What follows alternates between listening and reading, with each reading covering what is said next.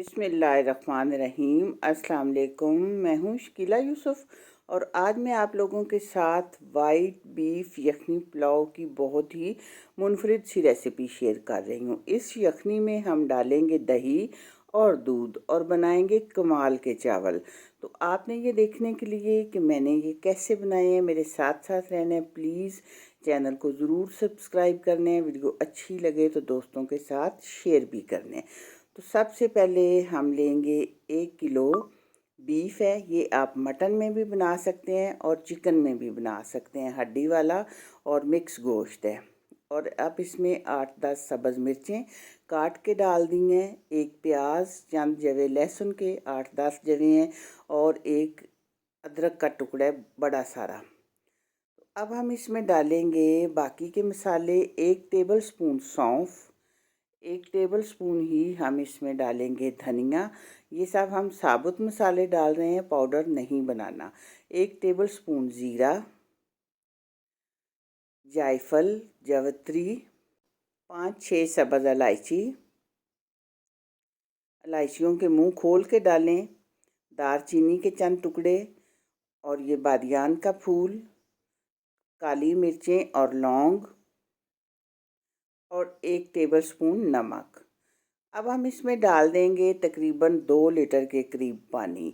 आप चाहें तो ये कुकर में भी बना सकते हैं, लेकिन मैं यखनी चूल्हे पे वैसे बनाती हूँ जो कि आहिस्ता आहिस्ता पक कर बने। और 250 ग्राम दही हम इसमें डालेंगे।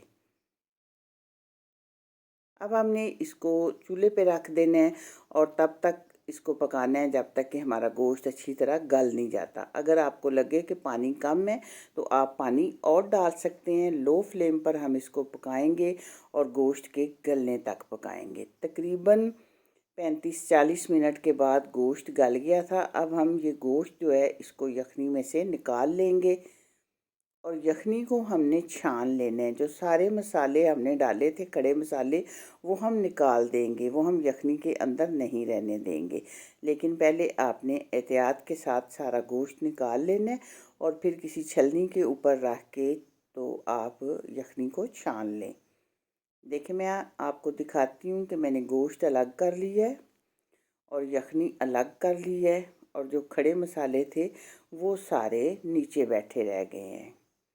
ये हमने निकाल देने। अब हमने इस बिल्कुल इनकी ज़रूरत नहीं है।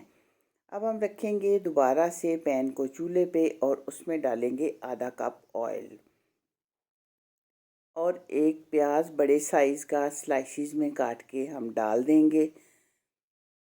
अब प्याज को हमने बहुत ज़्यादा यहाँ पर सुरख नहीं करना, क्योंकि हम वाइट पुलाव बना रहे हैं तो वाइट वाइट सा हम रखेंगे ताकि ये फिर इसका कलर चेंज ना हो, क्योंकि पुलाव का कलर प्याज के सर पे बनता है। और जब थोड़ा सा प्याज कलर चेंज करेंगे हल्का सा ही, तो हम इसमें डाल लेंगे गोश्त को और इसे भून लेंगे अच्छी तरह। और साथ ही हम डालेंगे 1 टेबल स्पून भर के सब्ज़ मिर्चों की पेस्ट। ये हम गोश्त के साथ ही भूनेंगे ताकि बहुत अच्छा सा फ्लेवर जो है ना वो मिर्चों का आए, क्योंकि हम इसमें और मसाले ज़्यादा कुछ नहीं डालेंगे। जो हमने यखनी में डाल लिए थे वो ही डालेंगे। गोश्त को हमने अच्छी तरह भून लेना है और फिर हमने जो यखनी निकाल के रखी हुई थी ना वो डालेंगे। अब मैं यहाँ पर आपको बताऊँ कि ये 1 किलो था गोश्त और 1 किलो ही मैंने इसमें चावल डाले हैं, जो कि मैंने नापे थे। जो मेरा एक गिलास है, आप भी अपने घर में कोई भी बर्तन जो है ना वो नाप कर रख लें। वो 2 गिलास चावल थे। तो अब इसमें हमने डालना है 4 गिलास पानी। मेरे ये चावल जो है ना ये डबल पानी लेते हैं। ये देखिए, मैंने चावल भिगो के रखे हुए थे। तो 3 गिलास मैंने पानी डाला है और जो चौथा गिलास है उसकी जगह पे हम 1 गिलास दूध डालेंगे इसमें। हाँ जी, दूध का भी हमने ये नहीं है कि पानी पूरा कर लेना है और दूध फिर एक्स्ट्रा डालना है। दूध हम पानी की जगह पे ही डालेंगे और इसको मिक्स करेंगे अच्छी तरह। ये दूध जो है चावलों को बहुत ही एक ना क्रीमी सा सॉफ्ट सा टेक्सचर देगा। जब उबाल आ जाएगा तो हम चावल इसमें डाल देंगे। चावल आपने भिगो के पहले रख लेने हैं। ये जो मेरे चावल हैं इनको मैं 1 घंटा कम से कम पहले भिगो के रखती हूँ। आप अपने हिसाब से जैसे चावल आपके घर में यूज़ होते हैं उस तरह आप भिगो के रख लें। अब हम कवर करके इसको पकने देंगे। चावलों को हमेशा जब डालते हैं तो उबाल आने से पहले उनको कवर कर देते हैं। कवर में उबाल आए तो चावल एक जैसे फूलते हैं। हल्का सा इनमें चम्मच हिलाना है। चावलों को बहुत ज़्यादा नहीं हिलाते वरना टूट जाते हैं। 1-2 बार बस इस तरह आपने हिलाना है और इस दौरान आपने नमक चख लेना है। अगर आपको कम लगे तो आप इस पॉइंट पर मज़ीद नमक डाल सकते हैं जब अभी चावलों के अंदर पानी होता है। दोबारा से हम कवर कर देंगे और देखेंगे कि हमने दम किस वक्त लगाना है। जब दम लगाना हो तो बहुत ज़्यादा पानी इसके अंदर नहीं होना चाहिए। देखें इस तरह से बिल्कुल जैसा आपको नज़र आ रहा है इतना पानी होगा। तो मैंने एक तवा पहले से चूल्हे पे रख दिया था गर्म होने के लिए। उसके ऊपर हम इसको अब दम लगा देंगे। लो फ्लेम पर तवा आपका बिल्कुल गर्म हो और चंद मिनट तक आप 2-3 मिनट तक फ्लेम हाई रखें और उसके बाद आप फ्लेम लो कर दें और 10 मिनट तक हम इसको दम देंगे। 10 मिनट के बाद फ्लेम हमने ऑफ़ कर देना है और इसको खोलना है। लेकिन अभी हमने चावल मिक्स नहीं करने। 2 टेबलस्पून हम इसमें डालेंगे देसी घी। हाँ जी, देसी घी जो है ना ये ऊपर से जब हम डालेंगे तो चावलों में बहुत अच्छी सी खुशबू आएगी। यूँ लगेगा जैसे देसी घी में ही पके हुए हैं। दोबारा से हम कवर कर देंगे और 5 मिनट पड़े रहेंगे।